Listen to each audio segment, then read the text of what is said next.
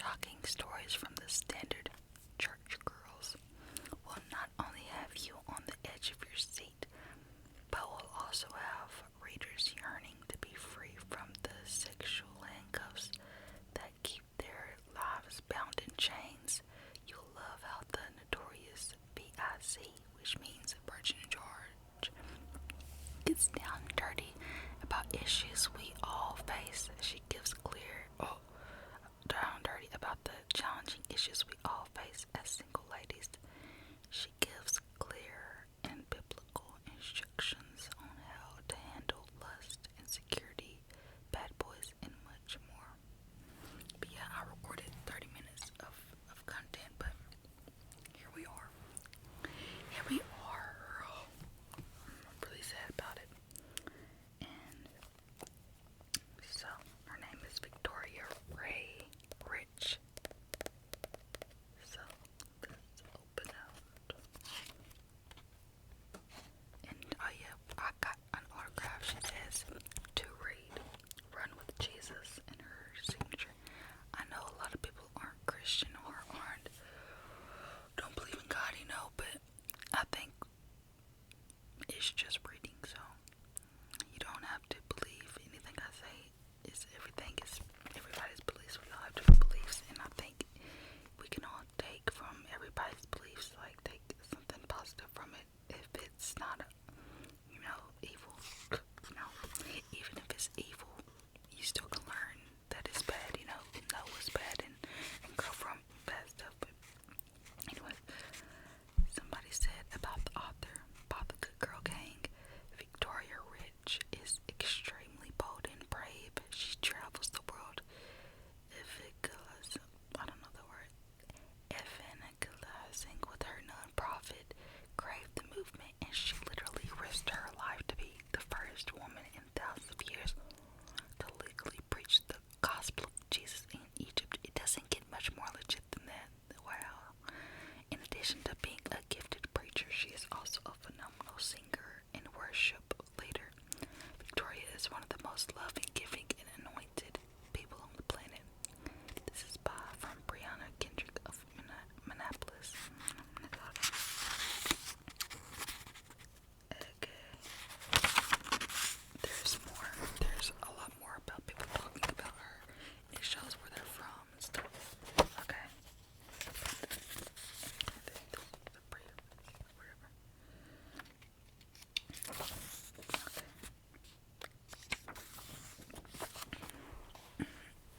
Okay, sorry. Let's get started. So since we're just chilling. What is this? This is another video or somebody's video notification. Okay, this is the forward. It's talking about Lindsay Snyder, the owner and president of In-N-Out Burger. This is her talking about the writer. I first met Victoria Rich years ago through her Crave event in San Diego. It was beyond evident that she has a great passion for helping teens and young adults live radically free of drug, alcohol, and sexual promiscuity by pointing them to Jesus. Victoria is one of the most authentic people I've ever met.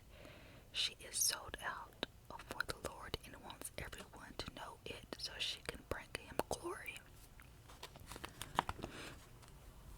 Victoria never speaks from a place of judgment or condemnation.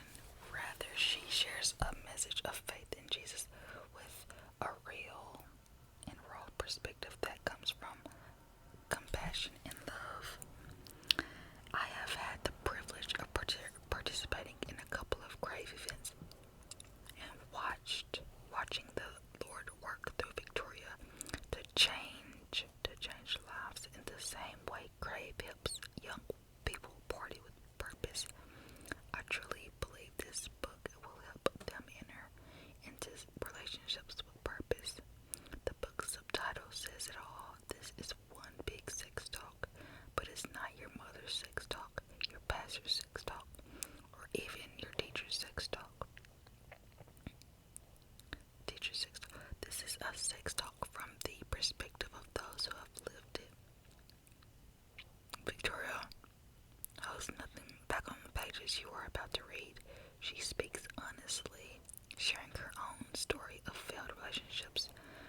mistakes she has made and the lies that she has believed.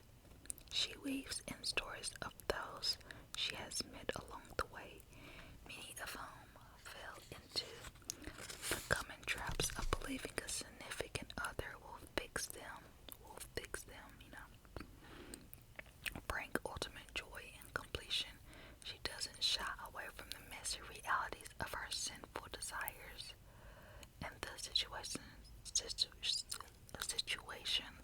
so many face in today's lustful dating culture. But in the end, Victoria reminds us of truth. Jesus is the only thing that satisfies. Perhaps this book resonates so much with me because I have been there. Like so many, I spent years seeking love in all the wrong places and trying to fill the void left by the sudden and premature death of my earthly father, who was my world. I was a daddy's girl. I so wanted to be cherished by someone the way he cherished me. As a result, I entered into a relationship too soon. Married at 18 and paid the price with a divorce. My response, I jumped right into the arms of someone else before their relationship ended. I didn't want to be alone. It was my greatest fear. So I married again and only to end up divorced again 6 years later. I felt like the biggest failure, yet I couldn't stop in my pursuits. I married a third time, but for all of the wrong reasons. Okay, by the way, I already read this part. The next 3 years were the worst time of my life. I'm saying about myself, I already read this part of the book, but I never read this book before. Okay, the next 3 years were the worst time of my life. I was living in my own hell on earth. My then husband cheated on me multiple times. He treated me like trash. He disrespected me in a way no one ever has or ever should. Slowly I began believing the lies that this is what I deserved. This was God's punishment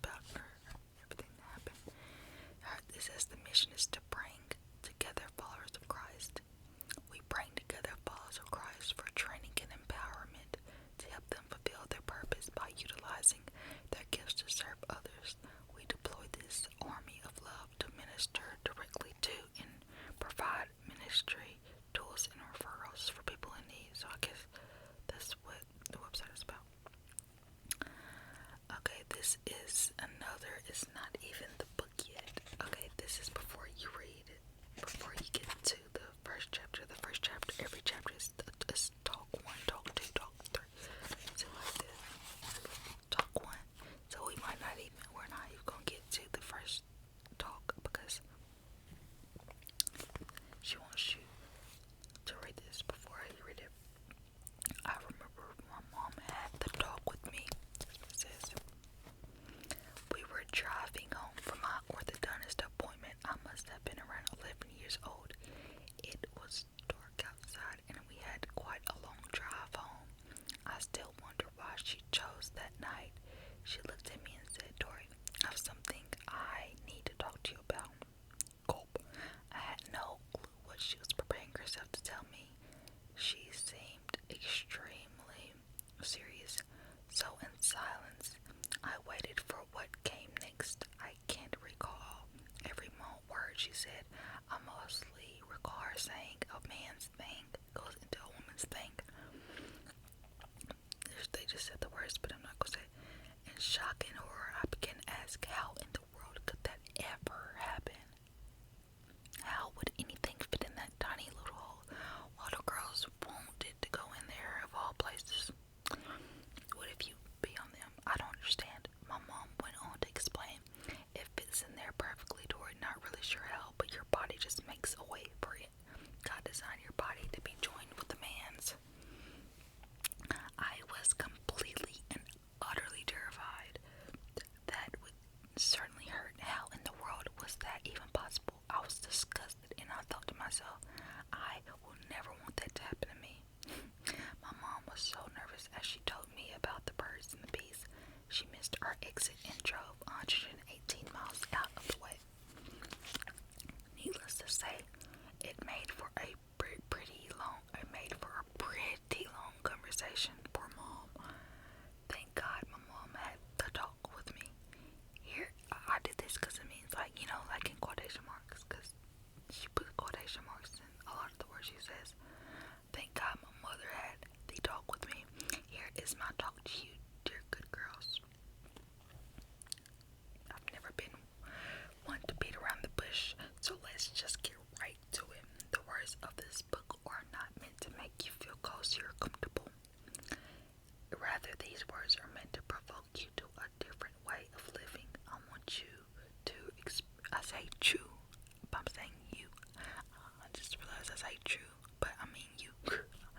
I want you to experience real change. I want you to realize your value as a woman and a daughter of the Most High God. This won't be another boring, unrealistic dating book with 5 steps to finding the right guy. These pages are not filled with senseless religious lingo that no one understands unless, like me, you were raised in church.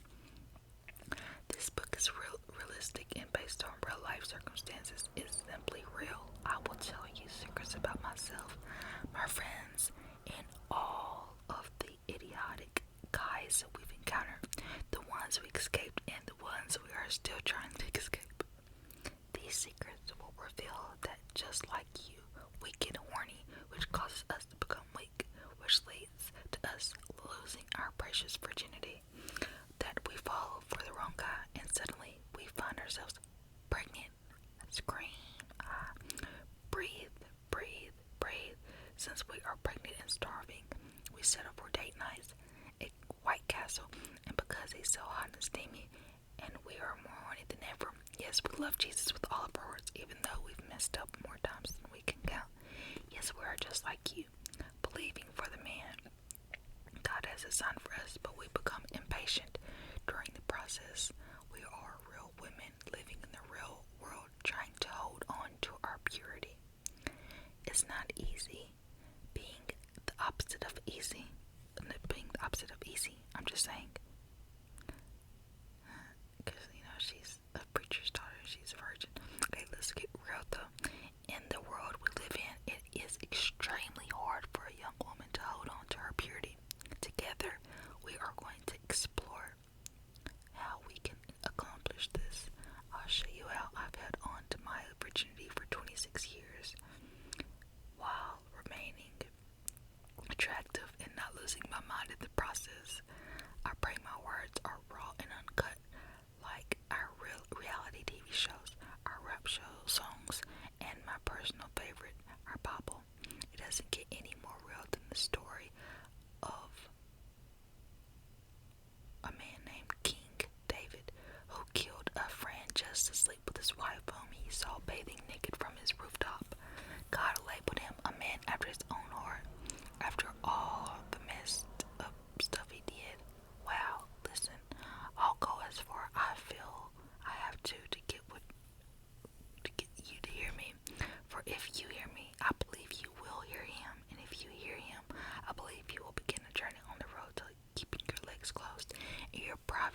unexposed, and the stories of the aborted babies will soon be untold. Okay. So,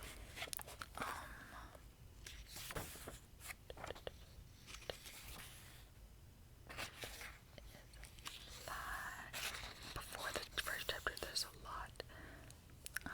But introducing Miss Goody Two Shoes, the 26-year-old virgin. Applause. Hashtag sarcasm. Hashtag sarcasm. Well, I am the Goody Two Shoes, the notorious FDIC. Virgin George, that's what it means. I am the daughter of a preacher man. I am a preacher's niece, a preacher's granddaughter, a preacher's great-granddaughter. And the family tree of preachers just goes on and on. Being a preacher's kid, I was expected to be perfect by most of the people around me. I had to look a certain way, talk a certain way, and live a certain way in order to be considered good in the sight of church people. My curls had to be surely dimple tight, and my ruffled bobby socks had to be just right. As I became older, I was expected to surround myself with certain types of people, date a certain kind of guy, or I would be labeled the rotten seed or the bad girl. Funny thing is, I am the opposite of what most people think a preacher's daughter should look like. My nose is pierced, my hair is often dyed all sorts of crazy colors. I do live with junkies, gays, rad church kids, and musicians. We all know how musicians can sometimes, in my experience at least, can be sometimes. It's hard to say stuff when it's in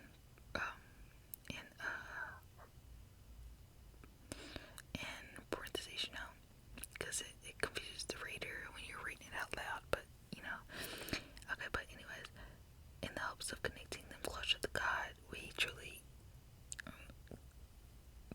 can truly rock their world. I throw Jesus parties for thousands of, my hair is often dyed all sorts of crazy colors. I do live with druggies, gays, rad church kids, and musicians, in the hopes of connecting them closer to the God who can truly rock their world. I throw Jesus parties for thousands of teenagers all over the world for a living. She says, go check it out. Cravethemovement.com is where it's on. I don't have the normal Christian girl life, and I don't plan on changing that. However, despite defying all the things I should be, I have found a way to be everything I was created to be in a world that is pushing me to torque it all out. Here's where it starts getting real. Despite being a goody-goody like everyone else on the planet, I have this one problem. I want sex. Or is it just love that I crave? Or are they one and the same? Why is this a problem? Well, because I am not married is also a problem, because most religious people didn't talk to me about where my boundaries end. Like, is it acceptable for his fingers to penetrate as long as it's not his? Well, these are things we need to explore across before it's too late. Okay. Sorry about that, guys. Thank you for watching. We'll read next time.